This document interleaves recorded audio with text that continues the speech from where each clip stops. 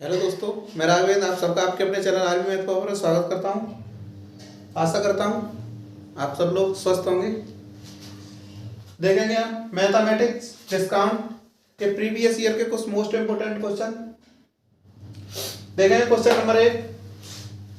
कोई दुकानदार अपने माल को बेचने के लिए क्रय मूल्य से कितना अधिक मूल्य अंकित करे ताकि 20% का बट्टा देने के उपरांत उसे 10% का लाभ हो।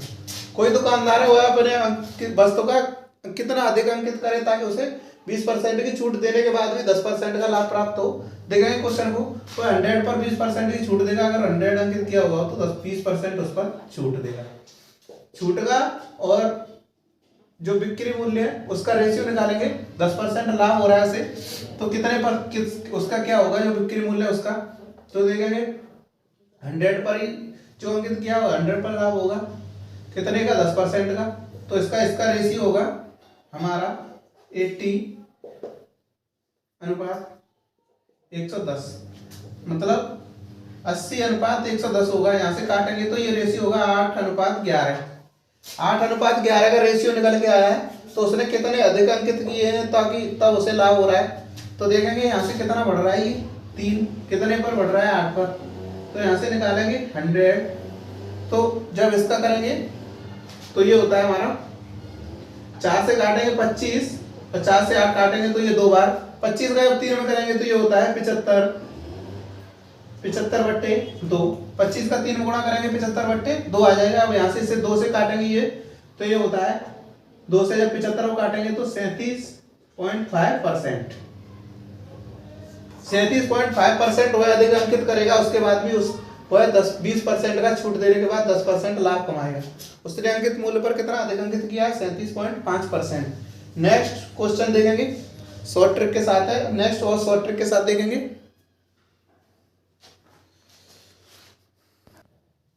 अगला क्वेश्चन देखेंगे, क्वेश्चन नंबर 2। एक रेडियो का अंकित मूल्य 4800 रुपए है। दुकानदार 10% का बट्टा देता है। अंकित मूल्य हमारा 4800 रुपए है, फिर भी वह 10% का बट्टा दे रहा है। कोई दुकानदार जब उसे बेच रहा है तो 10% का बट्टा देता है, वह 8% का लाभ प्राप्त करता है। बट्टा देने के बाद भी वह 8% का लाभ प्राप्त कर रहा है। तो यदि कोई बट्टा ना दे तो उसका लाभ प्रतिशत क्या होगा। वो कह रहा है कि अगर 10% का बट्टा दे रहा है उसके बाद वह 8% का लाभ प्राप्त कर रहा है। अगर बट्टा नहीं देगा तो लाभ प्रतिशत क्या होगा। देखेंगे वह 10% का बट्टा देगा तो हमारा कितना होगा, यहाँ से 100 माइनस 10, इसका रेशियो निकालेंगे। छूट मूल्य होगा हमारा 100 माइनस 10। अब ये कह रहा है कि लाभ प्रतिशत क्या होगा जो उसने बेचा होगा क्रय मूल्य के बाद, तो 100 प्लस 8। देखेंगे ये 90 108, 90 अनुपात 108 का जो रेशियो होगा वो हमारा होगा, ये होगा हमारा छूट देने के बाद जो मूल्य बच रहा है उसका। और जो ये होगा हमारी सेलिंग प्राइस, जो क्रय मूल्य के बाद लाभ प्राप्त हो रहा है उसका। तो हमारा 90 से कितना बढ़ रहा है, 18 बढ़ रहा है। 90 से 18 बढ़ रहा है। अगर वह छूट नहीं देगा तो बढ़ेगा। तो देखेंगे कितना होगा, जो 18 90 का कितना होगा इंटू 100। 18 पन्ना 90 और 5 से ये 20, 100 काटेंगे तो 20%। यही इसकी शॉर्ट ट्रिक है। 20% उसे अगर बट्टा नहीं देगा तो 20% लाभ होगा। यही इस क्वेश्चन का आंसर है। ट्रिक अगर अच्छी लग रही हो तो प्लीज चैनल को सब्सक्राइब जरूर करें। नेक्स्ट क्वेश्चन देखेंगे। Question number 3। 10% की छूट पर एक वस्तु को 1800 रुपए में बेचकर एक दुकानदार ने 200 रुपए लाभ प्राप्त किया। कोई दुकानदार है वह 10% की छूट भी दे रहा है, 1800 रुपए में बेच रहा है किसी वस्तु को, और वह 200 रुपए का लाभ प्राप्त कर रहा है। फिर भी वह 200 रुपए का लाभ प्राप्त कर रहा है। यहाँ पर परसेंट नहीं दी, पैसे दिए हुए हैं। यदि उसने बिना किसी छूट के बेचा होता तो लाभ का प्रतिशत क्या होता। यदि वह कोई छूट नहीं देता तो लाभ का प्रतिशत क्या होता, ये पूछ रहा है। तो उसने उसकी जो सीपी है जो उसने खरीदा है वो कितने होगा।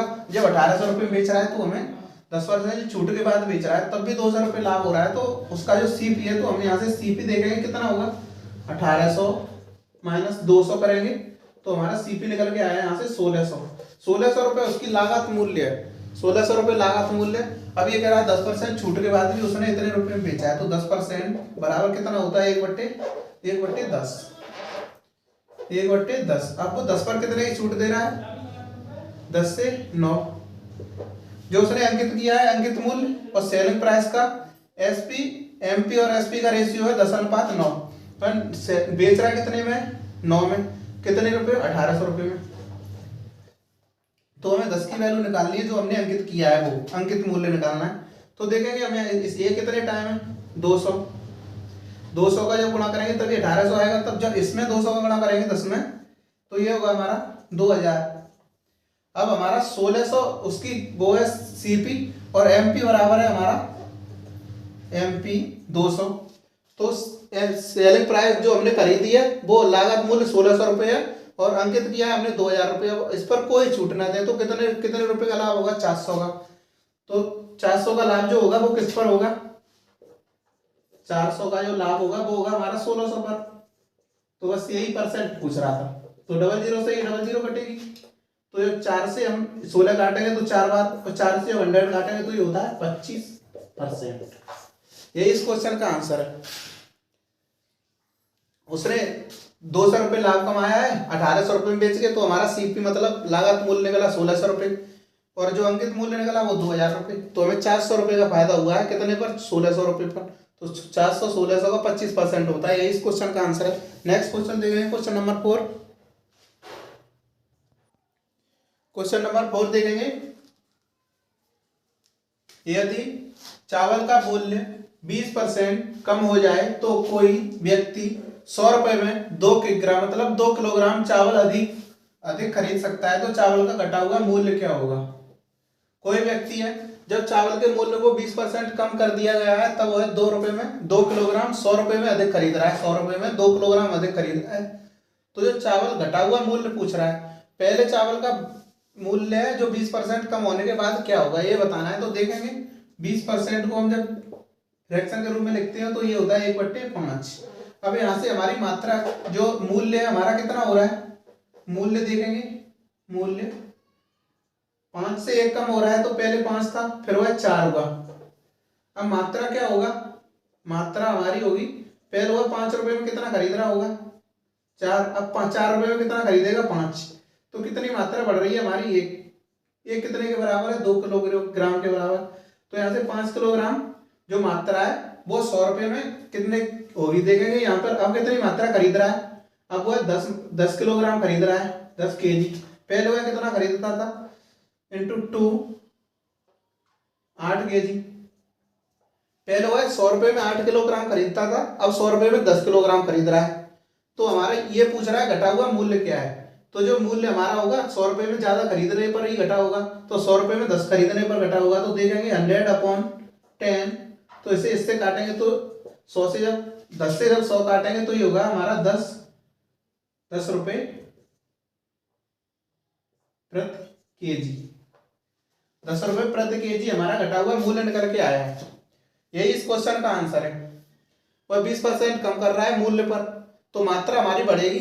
पहले 4 थी फिर 5 हुई, तो पहले वह 8 किलोग्राम खरीदता था, फिर अब वह 10 किलोग्राम खरीद रहा है। तो चावल का घटा हुआ मूल्य पूछ रहा है। जब 10 किलोग्राम 100 रुपए में खरीद रहा है तो 1 किलोग्राम होगा हमारा 10 रुपए के बराबर। यही इस क्वेश्चन का आंसर है।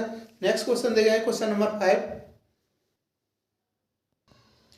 नेक्स्ट क्वेश्चन देखेंगे, क्वेश्चन नंबर 5 दिया हुआ है, किसी वस्तु के मूल्य में 33.1/3% की कमी होने से 33.1/3 की कमी होने से 1 रुपए में 4 वस्तुएं 1 रुपए में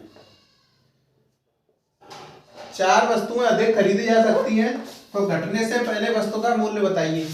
पिछले वाले क्वेश्चन में, क्वेश्चन नंबर 4 में घटी हुई कीमत पूछ रहा था, इसमें जो घटी है उससे पहले की कीमत पूछ रहा है। तो देखेंगे 33.1/3% कितना होता है? 33.1/3% होता है हमारा 1/3 के बराबर। अब ये कह रहा है कि कमी हो रही है, तो मूल्य में कमी हो रही है, तो मूल्य हमारा होगा 3 से 2। तो हमारी मात्रा क्या होगी? मात्रा होगी हमारी 2, मात्रा का रेशियो होगा 2:3। अब ये कह रहा है 1 रुपए में 4 अधिक खरीद सकता है, तो कितने की बड़ी, कितनी वस्तु बड़ी है? एक के बराबर कितनी है? 4 वस्तु में। तो घटने से पहले वस्तु का मूल्य था, घटने से पहले वस्तु का मूल्य क्या था ये पूछ रहा है। तो जो हमारा मूल्य 3 है और जो घटा हुआ मूल्य है 2, तो देखेंगे 4 1 के बराबर, हमारा 4 अधिक खरीद सकता है जब 1 का डिफरेंस आया तो हमारा कितना मूल्य होगा वस्तु के कमी होने से पहले? तो ये होगा हमारा इंटू 4 करेंगे तो 8, और ये होगा हमारा इंटू 4 12 और ये 8 और जो वस्तु है मात्रा है 8 और 12 होगा। तो ये कह रहा है कि वस्तु का होगी पहले वह जब कमी होगी वस्तु में तभी तो वह ज्यादा खरीदेगा। तो 12 रुपए पहले था और जब कमी हुई उसके बाद में 8 वस्तु खरीद रहा है, तो मतलब 8 रुपए घटने से पहले वस्तु, जो हमारा कमी होने के जो बाद है वो 12 रुपए प्रति केजी, और ये 8 रुपए प्रति केजी घटने से पहले का मूल्य है। बस 8 रुपए हमारा आंसर है, और ये जो घटने के बाद का है ये घटने से पहले का है। दोनों मैंने मूल्य निकाल दिए। इसका आंसर होगा 8 रुपए प्रति केजी। नेक्स्ट क्वेश्चन देखेंगे, क्वेश्चन नंबर 6। क्वेश्चन नंबर 6 देखेंगे। किसी व्यापारी ने अपने व्यवसाय भत्ते की दर 25% से घटा से 15% की, मतलब उसने जो दर है उसकी छूट देने की दर है वो उसने घटा दी है। पहले 25% दे रहा था, अब वो 15% दे रहा है। तो इसके विक्रय मूल्य में कितनी वृद्धि होगी? जो उसका विक्रय मूल्य होगा उसमें कितनी वृद्धि होगी? तो परसेंट की भी कमी हुई है, वक्त बदलता है फिर बदलेंगे, फिर सारा यहाँ पना होगा। देखेंगे 25% से कितना कम हो रहा है। पहले वो 25% दे रहा था तब हमारा विक्रय मूल्य क्या था? 75 रुपए अनुपात।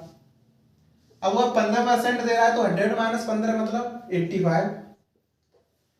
पहले 75 रुपए था, अब 85 रुपए है विक्रय मूल्य।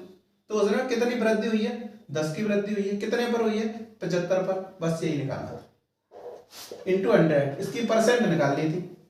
तो जब 25 से काटेंगे तो ये 4 बार कटेगा, 25 से काटेंगे 3 बार। तो देखेंगे ये होता है 10 का 4 में गुणा करेंगे 40/3। अब जब इससे करेंगे तो तुमने देखा होगा कि 13 3 39 होता है, तो 13 सही 1/3%। तो उसके जो विक्रय मूल्य होगा उसमें 13 सही 1/3% की वृद्धि होगी। उसने वक्त बदल दिया और 13 सही 1/3% की वृद्धि कर दी अपने विक्रय मूल्य में। नेक्स्ट क्वेश्चन देखिए, क्वेश्चन नंबर 7। क्वेश्चन नंबर 7 देखेंगे। दिया हुआ है एक कंपनी का शोरूम सेकंड ग्रेड के जूते 20% की छूट पर देता है। कोई कंपनी है जो जूते सेल करती है, उसने सेकंड ग्रेड के जो जूते हैं वो 20% की छूट पर दे रही है।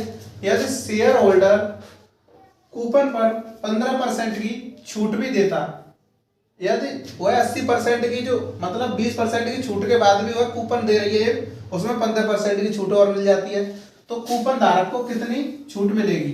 जो उसे खरीदेगा उसे कितने % छूट मिलेगी? देखेंगे 100% पर वह कितनी दे रही है? -20% की छूट दे रही है। तो हमारा कितना बचेगा? 80% जो मूल्य बचेगा। अब ये 80% भी उसने दे दिया।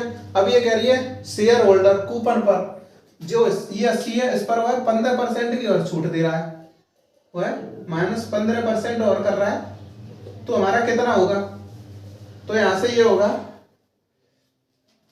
जो 80 में से 80 का 15% निकाल के और 80 में से घटाएंगे तो 68%, ये यहां से 68% बचेगा। निकाल के देख लो 80 का 15% और उसमें से 80 माइनस कर देना है, 80 का 85% निकाल लो। तो हमें कितना फायदा हुआ? जो कूपन धारक है उसने 100 रुपए का जो जूता का अंकित मूल्य हुआ 68 रुपए में ही हासिल कर लिया, रुपए मान लो इसे। तो कितना फायदा हुआ? ये 100% है, ये 68% है, इसका डिफरेंस लेंगे तो ये होगा हमारा 32%। बस 32% का उसे क्या हुआ? लाभ हुआ।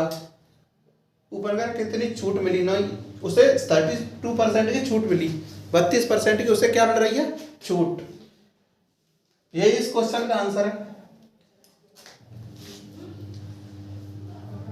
लास्ट क्वेश्चन था।